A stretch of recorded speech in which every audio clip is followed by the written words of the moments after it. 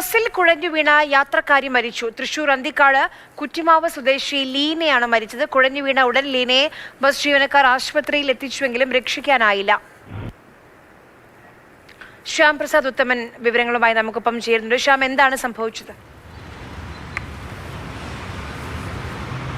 അരെ, ഇന്ന് രാവിലെയോടുകൂടിയാണ് ഈ സംഭവം. രാവിലെ 7 മണിയോടുകൂടിയാണ് ഈ കുറ്റിമാവിൽ നിന്നും ഈ ലീന ആ ബസ്സിൽ കയറുന്നത്. ആ ബസ്സിൽ കയറി തൊട്ടടുത്തുള്ള, അതായത് ഈ ഡോറിനോട് നേരെ ഓപ്പോസിറ്റുള്ള എതിർവശത്തുള്ള സീറ്റിലിരിക്കുകയായിരുന്നു. ഇരുന്ന സമയത്തൊന്നും വലിയ അസ്വസ്ഥതകളൊന്നുമില്ല.